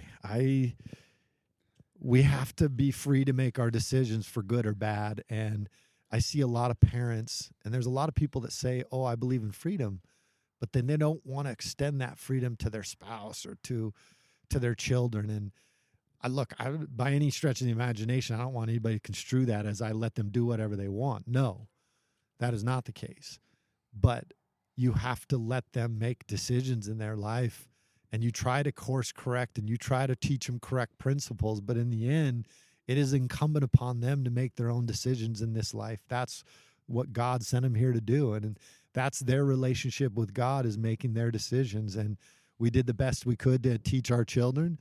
But some of the hardest things is standing by and letting them exercise their freedom, and then having to pick up the pieces sometimes after when they've totally jacked it up. I mean, not that it's at the same level, but you guys had to watch me go into the Army, which... That was a good thing. That was a good thing. It was dumb, kind of. Nah, it was a good thing. It was a good thing. Well, every job sucks in some way, shape, or form. yeah. It's so, you can't look at it like that. I think you now see the benefits of what you went through and the things you learned and the advantages it's given you in life. And we don't always see clearly when we're going through the tough times or hard times or uncomfortable times, but we can always look back and say, dang, if I hadn't gone through that, I wouldn't be where I'm at in this life. And same thing now. Even though I don't look back, I can certainly acknowledge that a lot of the stuff that I've gone through, hard things like walking away from your child when you know they're in trouble and they're basically in a pool of sharks, is not easy. But at the same time, it's your test, it's their test. We're always being tested. You find out what you're made of when you go through life. Yeah. I think one of the coolest things, and I'll bring it up, is what that led to for Cooper. Because, I mean, everybody who listens to this show is kind of aware of kind of the broad strokes of what happened. But what happened when he was in your jail was amazing.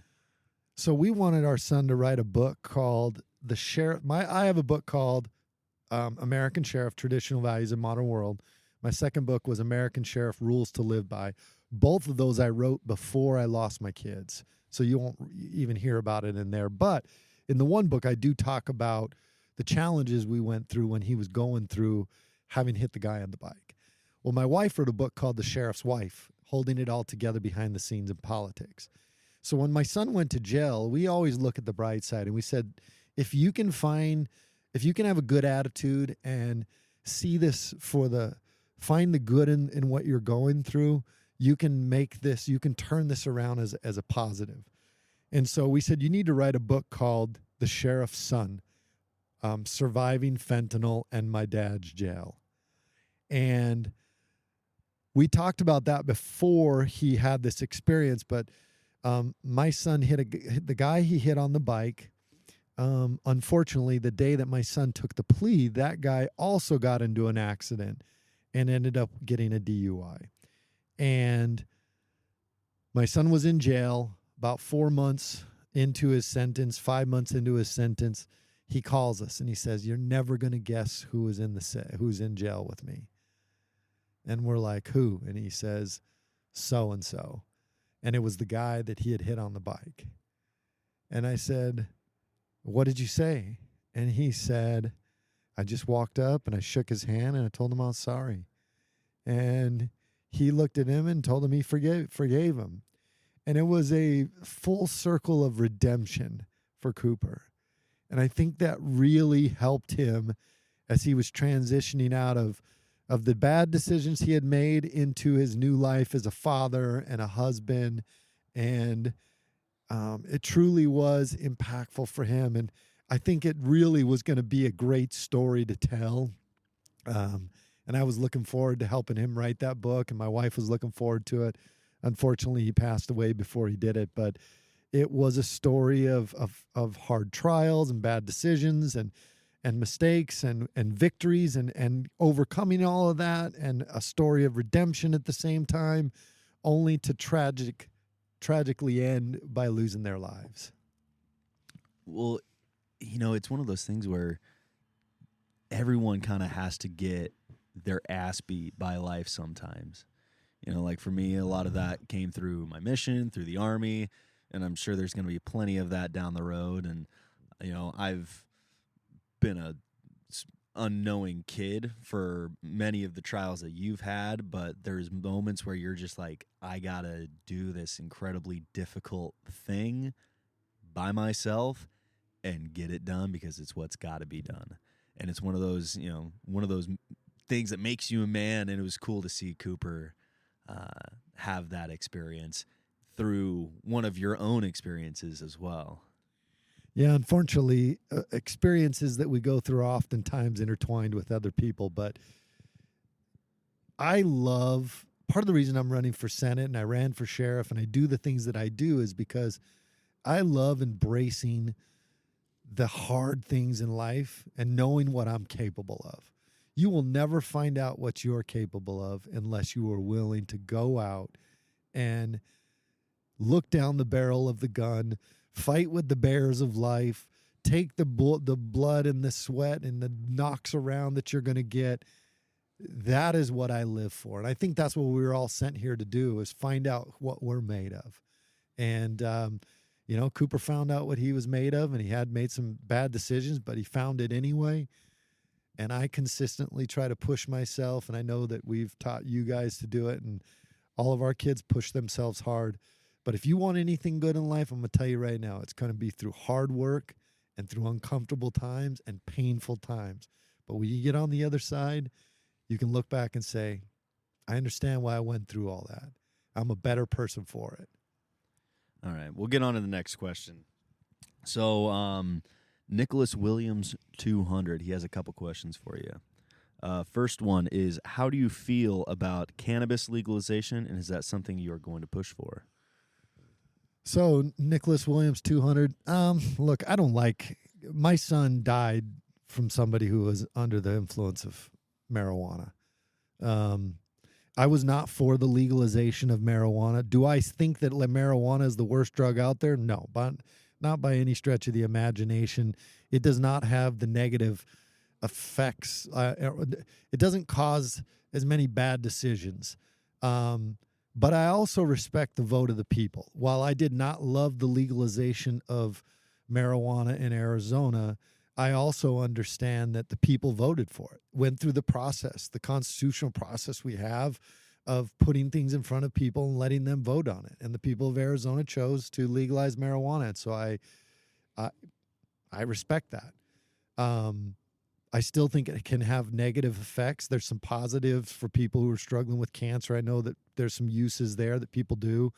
But ultimately, I'm not one that's for legalization on a national level.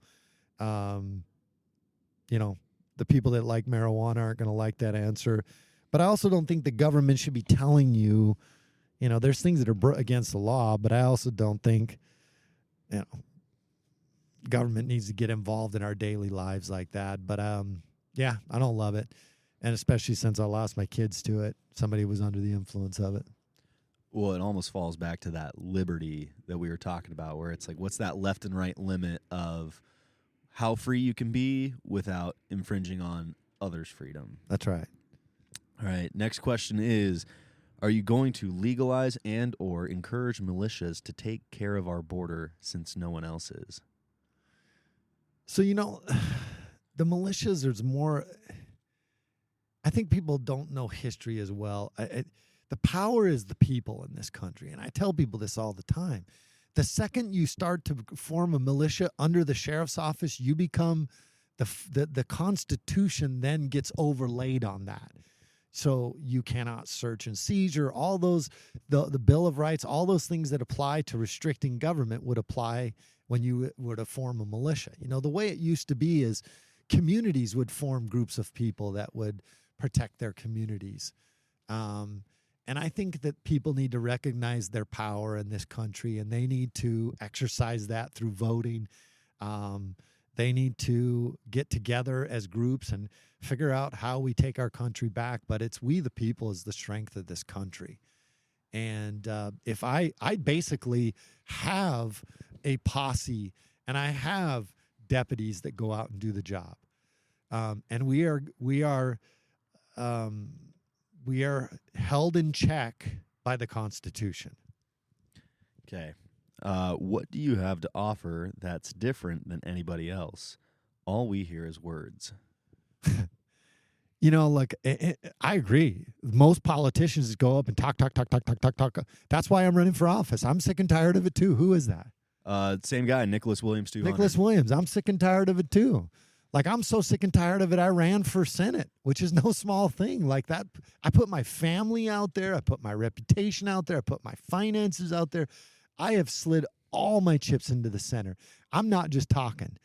I'm out doing. And that's the other difference with me is I've been doing this job. I have a track record of 7 years. You can go back and look at me over the last 7 years as a sheriff, a very public track record of standing up against the lockdowns, of saying no on the mask mandates, of saying no on vaccines, of fighting for people's constitutional rights, the Second Amendment, consistently protecting that. So I'm not just one of those guys that goes and talks. I walk the walk too. And I think that's what makes me different. And I think that's what makes me not a politician. I'm a patriot who loves God, family, and freedom. And I'm not just talk. My chips are in the center of the table, and anybody else is willing to slide their chips into the center of the table with me. That kind of leads into the next question from Nicholas Williams, 200. Politicians on both sides are horrible and don't care about the people. Why would you want to be one? Because politicians on both sides are horrible and they don't want to take care of the people. That your question, Nicholas, is right on, and it's exactly why I'm running for office, because I recognize what you do, that politicians, both Republicans and Democrats, have failed to represent their people and follow the Constitution. I have represented, protected, and served my people as a sheriff for the last 7 years as an elected official. And I won't change one bit. I'm going to go back to Washington, D.C. and serve my people back in Washington, D.C. And I'm going to do it the way I've done it here, which is to be constitutionally minded and to protect their rights and to actually hear their voices and be accountable to the people and responsible to the people. So, yeah, my reasoning for doing it is because I agree. Politicians on both sides stink and they don't represent the people well. All right. This is one from a guy you know, Deputy One Time. How'd you get such an awesome second in command? I will tell you, blessed. God. I thank God for the leadership that I've had in my agency, you know, Deputy One Time. So I'll put his name out there. Chief Thomas is my number 2 in command. And honestly, the stuff that I've been able to do as a sheriff and the things that we've been able to do as a sheriff's office are directly attributed to his leadership, to my other chief, who's the chief over patrol, to my other chief over the jail, and to the other leaders within my agency. They run that agency very well. They take the vision that I give them, they take the goals that we set, they take everything and they run in the direction that we've asked them to run in, and they do it in a very productive way. And I'm grateful for men like them who are patriots. They're passionate, they're fiercely loyal, and they are willing to do their job, and they are willing to protect people at the same time. And they understand the reasoning of why I'm out doing what I'm doing, because they know how important it is for America. And so, yes, I'm grateful to Deputy One Time and all the other guys I have. You know, it's kind of interesting when you think about, like, this came to me while you're talking about, your staff over there. When you think about this current administration, this current presidential administration, you know, a lot of people would say that Joe Biden is an incredibly weak leader, but you could argue the opposite. He's an incredibly strong leader. It's just that the values and principles that he leads upon are very poor, because you are in a position where as a leader, you empower those to do the right thing or to accomplish a task. You're empowering them through your vote of confidence, through your direction, through your leadership to execute X, Y, and Z. And your staff over at PCSO does that. Likewise, our current administration empowers their people to accomplish their X, Y, and Z's. It just so happens that it's detrimental to the integrity of the United States. Yep. I believe in empowering leadership. I think that you get the right people in place. You understand that everybody has different gifts and talents, and you empower them. You give them the mission and the goal. You say, we want to be there, and we want to do this and this and this. Get me there. And you have good leaders that get you there. And not only do we get to where we want to go, we exceed those expectations and we go higher and we continue to push ourselves. And that's why so many people want to come work at PCSO. It's because we let you do your job. We give you a gun and a badge. I shouldn't have to babysit you and tell you how to do everything. All right. This question is from Cowboy_Yman. Do you think that people that are at the border are all bad, or just some of them are running from a bad place? Oh, Cowboy Yman, great question. Look, I think before, let's say under President Trump, you had a greater percentage of people that were genuinely wanting to come here and make a better life for themselves. I'm a little concerned now by the amount of military age men and from the countries that they're coming from. But let me give you an example of how I view things. Even if, let's say, the majority of the people were good. I was actually talking to a congresswoman out of Washington maybe a year and a half ago, before it's really even, it was bad, but it hadn't gotten as bad as it is now. But it was still really bad. And she said, well, Sheriff, what about the good people? And I said, well, Congresswoman, let me put this into perspective for you. Let's say I had 10 people that just came across the border, and 5 of them were good and 5 of them were bad, and I wanted to put them in your house. Would you let me put them in your house? And she was quiet. And I said, you're quiet because you know the answer is no. I said, let me take it a step further. Let me say 9 of the people are good and 1 of them is bad, and he's a sex offender, but I can't tell you which one he is. Will you let me put them in your house? And she said, she was quiet again. And I said, Congresswoman, you're quiet because you know the answer is no. I said, let me tell you what my job as a sheriff is. If I have to stop 9 good people so that I can stop 1 bad person, then that's what I'm going to do because that's my job. Do you know why I'm okay with stopping 9 good people? Because I have a legal process in place that they can follow. If they're really that good, then they would follow the legal process and come into this country legally or make legit asylum claims. But if you're coming into this country illegally and you're making false asylum claims, by default, that automatically starts to take away from how good of a person you really are. You were willing to break some country's laws to get to this country. And so once I broke it down to her, I think she understood it in a much different way. And I have a job as a sheriff, and my job is to protect people and protect Americans and put Americans first. And I do that. And if I got to stop some good people to do it, then I will. I think that's my job. And I encourage them to go through the legal process to get here. Well, it's just like you said, the good people are going to do it the right way. One of my very close friends and squad mates that I served with and went overseas with he's a Cuban refugee from Cuba, from communist Cuba, and went through everything the right way, did it the hard way, joined the military to get his citizenship, and he actually didn't get it until he had been in for almost 4 years and had deployed to Iraq. We were back from our deployment already before he got his citizenship. And, there's a huge difference between people who are going to make false asylum claims and, if you're skipping the Darien Gap, maybe taking the easy way to get into this country and, cause problems. But, I know he feels this way because we've talked about it, but it's so offensive to those people who have had to sacrifice and really put themselves on the line. This guy I think he was 21 when he turned 21 when we were overseas, and he was over in uniform carrying around a M249 saw and putting in the work, and he proved to every one of us as well as himself that it wasn't just an asylum claim that he was seeking. He was here because he believed in what America meant. Yeah. Just like the first line of The Godfather. I believe in America. All right. Next question is from Ms. Santiago 7. How do we fight back against the border as we the people without getting arrested? Great question again.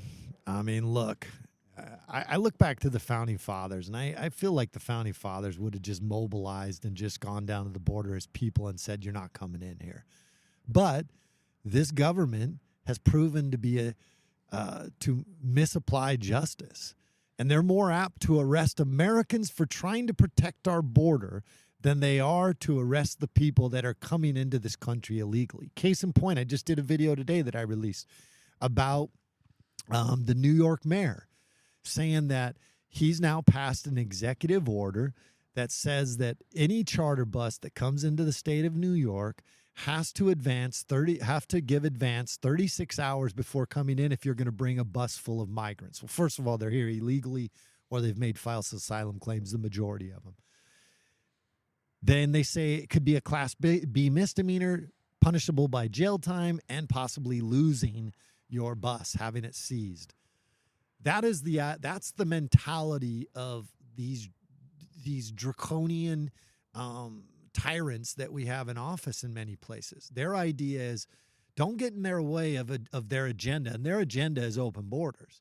If you do, they will hold you accountable, but they won't hold the people that are coming across this border illegally accountable. At some point as Americans, we have to say, how much do you love freedom? I mean, there's story after story after story of sacrifice made by founding fathers and people throughout the history of this country where they've had to make a determination to say, how much does freedom mean to me and to my future posterity? I have made a decision that I'm going to stand up for it no matter what. And it comes with a lot of heat. It comes with a lot of pressure. It comes with now feeling like I need to run for Senate and take my fight to that level. And so I agree. Honestly, the answer, I don't have a great answer for her other than the fact that you've got to do what you feel is best. But I think at some point, if the government's not going to do it, the citizens should exercise their right or could exercise their right to go down and protect their own border. And there may be some consequences to it. I wouldn't be surprised if this administration did go after Americans that tried to protect their own country. So this is another question from Ms. Santiago 7. Really scared of the invasion. I have a few guns, but how do we live up to our constitutional rights? How do we live up to them is we get constitutional people in. You know, we got to make sure we're voting. We've got to make sure that we're putting people in office that believe in the Constitution, truly believe in it. It goes back to what Nicholas was saying. A lot of these guys are blah, blah, blah, blah. They talk, but they don't walk the walk. And look, we got to, some people will say, well, I don't do politics. Well, politics is doing you, whether you like it or not. And you can either sit there and be the victim of it, or you can get involved and get active and be vocal. I take interviews all the time, and they're inconvenient. They're early in the morning. They're late at night. They're in the middle of my day. They screw my schedules up all the time, but I do it because there is somebody out there that wants to say what I'm saying that day. And I feel like if I don't do the interview, I take somebody's voice away. And so I do these interviews, and I go out and I speak unapologetically on behalf of law enforcement, on behalf of the Constitution and freedom, and against this administration who I think is subverting the Constitution, allowing an invasion to come into this country. So we can take our country back. We still have the ability to do that, but we've got to elect the right people. We're running out of time. And this may be one of the most crucial elections. I know we keep saying that, but I truly believe 2024 is a pivotal election as to whether or not we're going to get our country back or not.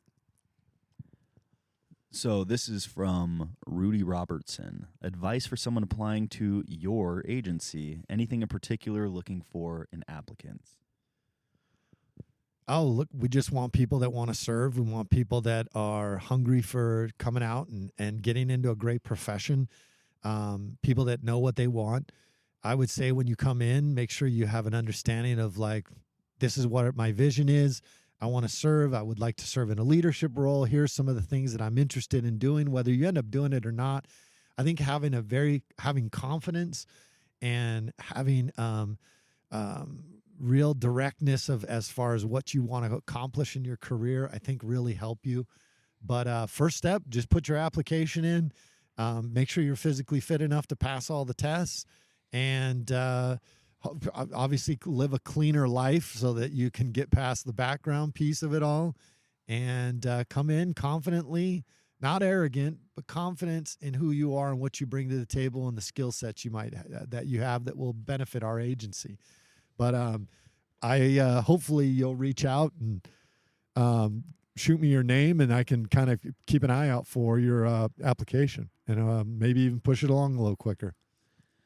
Okay, so this one comes from Marinin, Idaho. What is the biggest threat you see today with China, and what change do you propose? Well, the biggest threat from China right now, that if you really want to talk, that's actually affecting Americans on a day-to-day basis, is them pushing through by way of the cartels, like we talked about, fentanyl into this country. I also think it's a threat that we've had 30,000 Chinese nationals come in last year. That they found 10 makeshift Chinese police headquarters in this country. I mean, the list goes on and on of threats that exist from China, but all the farmland being purchased. The farmland being purchased. The list goes on and on. But I think the greatest threat that actually affects American lives is the fentanyl poisonings that they're putting in the hands of the cartels, and then they're bringing in and killing Americans every day. What about like the Chinese Belt and Road Initiative?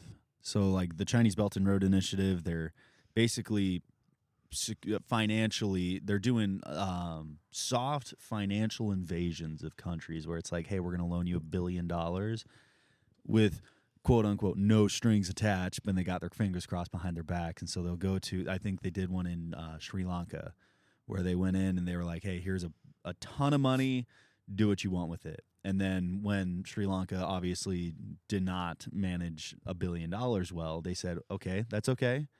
All we ask of you is that we put a naval base right here just to pay us back. We don't care. Money's not a thing. We're just going to put a naval base here.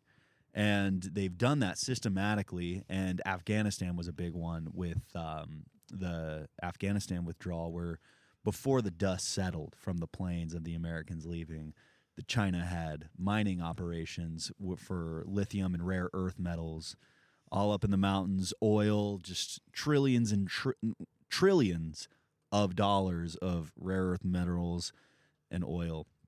And it's, I mean, you know, everything that we have here, this sound setup, our phones has lithium in it, and putting a corner on that in the market. So economically, they're trying to really corner the world in their ground trade, their air travel, their commerce, how they trade electronically, how we do everything. And that's kind of their Belt and Road Initiative after the Silk Road.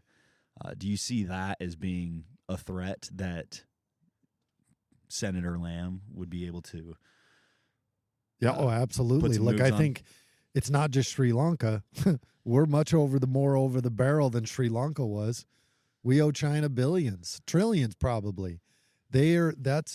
Economically they leverage people. They put you over a barrel, and then they come in and they take more. Look, I lived in Panama for a long time. My family moved to Panama probably 86, 87, and we were there when the Americans were still there, and then they turned the canal over. And over a matter of a few decades, the amount of Chinese presence in Panama now, where they've taken over a lot of the shipping ports and control of the canals and all these things, is exponentially increased. And I'm afraid that I'm seeing a lot of that happening here in our country as well, it should be alarming to everybody. But I think you're right. I think they get in their hooks in financially, and this is the same thing the federal government does to the states and does to us. They put their hooks in you financially, and then you're kind of beholden to them. And I am concerned about not just that what we've allowed China to do, the money that we've taken. And my goal would be to get on board with a lot of things that President Trump had, the tariffs with China, and really weakening China's ability to flex on us here in America. and we've got to take some of that power back. Right now, we're on the downhill side of it, and I'm afraid that we have a president that has been compromised. And obviously, there's plenty of stuff that they're going to do this impeachment inquiry. But from a law enforcement guy, I see a lot of bare minimum reasonable suspicion, but probably more probable cause that we should be very concerned about whether our president has been compromised. It's one of the very frustrating things, and I brought it up, the Afghanistan lithium mining and oil drilling, where we're so financially beholden to so many countries. We're the debt ceiling is just it doesn't exist. There is no ceiling. It's just going to go on forever and ever and ever, and money's fake. But you see what Americans from the bottom up have sacrificed in the last 20 years for the conflicts in Iraq and Afghanistan, and there's a little bit of a it gets talked about in a bad light, but imperialistic American views where going into other countries, whether it's a hard approach or a soft approach, but being able to make the most out of some of those opportunities where instead of just going in with force to somewhere like Afghanistan, taking advantage of the natural resources there, that would, just the oil in Afghanistan alone would financially alleviate millions of Americans. Is that something that would be in your purview as a senator? It's like conquering, but at the same time, there's got to be some recompense. You're spending a lot of taxpayer dollars, first of all, to deal with terrorism in a country. But then second of all, we oftentimes spend a ton of taxpayer dollars to rebuild these countries after, and we get nothing in return. And I think a lot of these countries we've been in have a lot of natural resources that we could have used those resources to actually pay for the rebuildings of their countries, as opposed to taxpayer dollars to rebuild, or at least repay for the amount of expenditures that we had to expend trying to help them obtain, which is laughable almost anymore, because we have become the country that no longer can talk to anybody or take a high road on democracy with anymore. But you out there, according to these guys, they're out there fighting to put democracy in these countries at the expense of the American taxpayer, and I think there should be some recompense for that. And if it comes by way of natural resources, I don't know. That would be something I'd be certainly willing to look into. I think, look, anytime I'm about small government, and I would have to really weigh out whether or not I thought that was an overextended constitutionally. Well, I like what you said, where we have the infrastructure here and the mines and the knowledge and everything like that, develop the infrastructure in those other places, where it literally, like in many cases, it literally is a matter of flipping on a switch, and that area goes from it, like for a perfect example is the country of Guyana. Have you been tracking that at all? Down by Venezuela? Oh, I know Guyana. Yeah, so it's interesting because I was looking into this a few months ago, but dude, their oil out there right over by Venezuela is going gangbusters right now, and Venezuela's pretty pissed about it, and it looks like it's going to go sideways. But that was one of those countries where they literally just kind of flipped on the switch and they said, "Oh, we can be one of the most affluent in the world," and basically did it overnight. And look, talking about energy, we've got plenty of energy in this country. And one of the ways we start to fix our economy is we get our energy independence back. We have sold off our energy, and we've empowered other countries like Venezuela and Russia, and we're empowering these countries that in many cases are our enemies or socialists or communists. We need to take our energy independence back. We need to get back to where we're producing, because everything that we buy, everything that we may consume, it took energy to make it, ship it, sell it. And ultimately, that's going to increase the cost for us as the consumer, as Americans. Inflation will come into play. And so we've got to take back our energy independence. So I know we got some more questions to get to here. Actually, we only have one left. This is from No Safe Harbor, and he asked, who is the favorite child and what makes Cade so great? Well, I have 5 great children. Cade is the namesake. He's got the birthright. He's the oldest. But I've been blessed with 5 great children, and they're all great in their own way and have their own talents and abilities. And I'm looking forward to what all of them do in this life. You know, we unfortunately lost one of them, but I'm looking forward to seeing what they do and how they challenge themselves, and you know what they're willing to do to discover the greatness that's inside of each and every one of them. Well, you can't be great without being good first. That's right. You got to, and you can't be great unless you're willing to be great. Yeah. Most people in this world don't want to be great. They want to. They want to hide under a bushel. They want to not let their light shine. And a lot of it's that poem by Marianne Williamson. It is not our weakness that scares us. It's our greatness that scares us. And really knowing that what we're capable of, sometimes people shrink from it.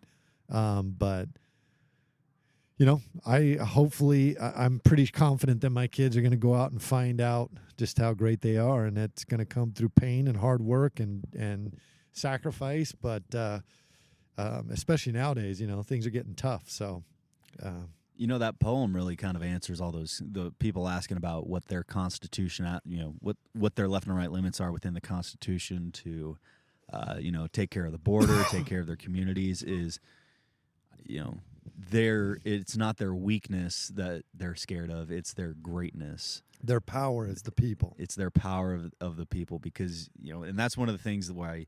And remember, the Constitution does not restrict the people. The Constitution restricts government. The Constitution protects God-given rights to the people. That's what it does. They're not rights that are given to us by the Constitution. The Founding Fathers said, look, these are God-given rights, and let's put a Constitution together that protects God-given rights. And the Constitution will limit government and put chains and put guardrails on government. The people have so much freedom because of the Constitution. So just a clarification, like the Constitution is not what's restricting people. The Constitution is empowering if they will read it, figure it out, and know what the government's limitations are. The problem is now you have corrupt judges that are misinterpreting the Constitution and oftentimes legislating from the bench, and they're scaring the people. They do it in a way that sends a message to the people like, hey, if you get out of line, we're going to hold you accountable. You know what it reminds me of is kind of like the medieval churches where the priest was the only one that knew Latin, and the priest was the only one that could read scripture, and so everyone just kind of had to go along with that. And it feels like that a little bit with these politicians and judges and the people, where it's like, well, what does the Constitution even mean anymore? And what is this? Why have they transcribed it into a Latin that we can't understand, but they do? These guys are like pirates. Remember when we went to Disneyland, there's a shirt that said the beatings will continue until the morale improves, And I almost say it's the beatings will continue until your politics improve is how this administration thinks, and they've proven it with the IRS. They've proven it now. The FBI was found to have almost 300,000 violations of FISA warrants. They've proven that they need some major overhauling and cutting. And a lot of these government organizations need to be cut. I love what the guy in Argentina is doing. I lived in Argentina, and Argentina has been a country that has really struggled. They got rid of their voting machines, and now they got a conservative president that has come in, and he's just cutting left and right. He's getting rid of all this government bloating and government bureaucracy and cutting it down to what government is really supposed to be doing for the people. And in America, what the government's really supposed to be doing for us is providing a military protection and, helping us establish justice and promote the general welfare, provide for the common defense, which is the military, and secure our blessings of liberty, which they are not doing those things. So as you've been on the road and as you've been speaking all over the state of Arizona, what has been what has been like your message that we'll leave off on? I think the people are tired of, they're tired of hateful politics. So I don't believe in the way I win an election is by telling you how bad my opponent is. I'm here to tell you why I think I'm right for the job. I'm here to tell you what, hopefully you feel my passion. But, when I go around and I talk to the state, I talk about those, really the four main issues that we're dealing with, national security, economy, border security, crime, all of those things I talk about. And I give some very sobering statistics and where we're at. But then I quickly try to turn it into a message of hope. Napoleon Bonaparte says that leaders are dealers in hope. And we don't have a lot of great leaders dealing us hope anymore. These leaders want to take advantage and they want more power and they want to convince the people that more government is necessary to fix our problems. But I always tell stories of the founding fathers. This country was built by men and women who had a spirit of love, a passion for freedom, who were willing to sacrifice what it took to get that freedom. And one of the stories I tell, which is a story that I love, and I can kind of end it with this story, but the story is the story of General Mad Anthony Wayne. And General Mad Anthony Wayne was one of General George Washington's favorite generals. And the war hadn't been going good. They had been losing. They lost a fort called Stony Point. And George Washington comes to General Mad Anthony Wayne and he says, hey, I know you don't have the resources, the manpower. They're cold, they're hungry, they want to go home. But do you think you can take back the fort at Stony Point? And General Mad Anthony Wayne, in true fashion, informed what he was, the man that he was, said, sir, you issue the order and I'll storm hell. So they put a plan together. They were going to attack at night.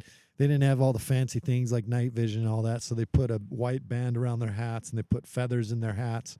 And they put bayonets on their guns, but they didn't put balls in their guns because they knew that if somebody were to trip, they would accidentally set off their gun and alert the English that they were coming. So they start attacking at night. Eventually, the balls do start to fly. General Mad Anthony Wayne gets hit in the head, goes down, and luckily it wasn't fatal. He actually gets back up and continues to push forward. And they end up taking the fort. And at 2 a.m. in the morning, General Mad Anthony Wayne sits down and pens a letter to General George Washington. And he wrote 2 lines. He said, General Washington, the fort and garrison with Colonel Johnston is ours.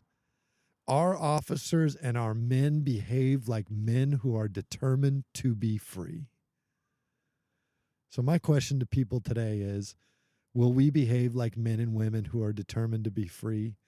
Or will we continue to stand by as we watch bureaucrats and bad politicians take away more and more freedom from us and more of what this country was built on? I want people to tap into that American spirit that exists in all of us, unlike any other place in the world. That American spirit that understands sacrifice, that understands determination, that understands that freedom is worth every bit of it. And so I challenge people today that are listening, are you determined to be free? And I hope you are determined to be free. My prayer is that God grant us all the same faith and strength and courage exhibited by those patriots of old who pledged their lives and their fortunes that we might be free. And what I also say to anybody that lives in Arizona, that votes in Arizona, I say to you, sirs, madams, you issue the order and I'll storm hell back in Washington, D.C. for you. Awesome. I love that story. I've heard you say it 100 times now, but I think it just encapsulates what America is. And I always tell a scripture too, and I want to tell one scripture too, because I think it is important that God is an integral part of this country. This is a Judeo-Christian nation. And I think it's important that you not veer from that. We need to embrace that. And we need to understand that, a belief in God is not something you should be ashamed of. But there's a scripture, my favorite scripture is in Hebrews 12, 1 and 2. And it says, wherefore, seeing we are encompassed about by so great a cloud of witnesses, let us lay aside every weight and the sin which doth easily beset us. And let us run with patience the race that is set before us, looking unto Jesus, the author and finisher of our faith, who for the joy that was placed before him endured the cross, despising the shame, and is set down at the right hand of the throne of God. We have to put the weights aside. We have to put the sin that easily besets us aside, and we need to run with patience this race that is set before us. But we need to run it with courage and determination and a desire to be free again. I don't know if you guys can't see it, but he just gave all that off the top of his head.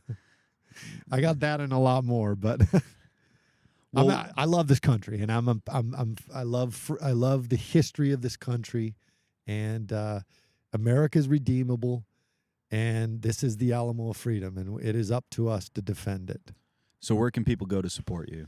Please go to sherifflambforsenate.com or sherifflamb.com. Both will get you there. If you live in Arizona, please go on, sign my petition. That gets me on the ballot. We've got enough signatures. We'll be on the ballot, but let's make sure that we got double the signatures we need. And even if you don't live in the state of Arizona, please go on, contribute what you can. If it's a few bucks, everything helps. I know a lot of people will say, well, I wish you're in Arizona. I wish I could help. You can help. And here's the deal. Like I explained earlier, if you've been listening to this whole podcast, just because I'm the senator of Arizona doesn't mean that I don't affect your state. Whatever state you live in, you should care what senator it is from no matter what state, because the senators vote. My vote as an Arizona senator will affect you in Maryland. It will affect you in Florida just as much as it affects the people in Arizona. And so I vote on all 50 things that deal with all 50 states. So feel free to donate money because it will make a difference in the Senate as far as a national level is concerned, because we need patriots back there and people that will serve the people. What about social media? Social media, go to American Sheriff on Instagram. Go to American Sheriff on YouTube. Please watch our videos.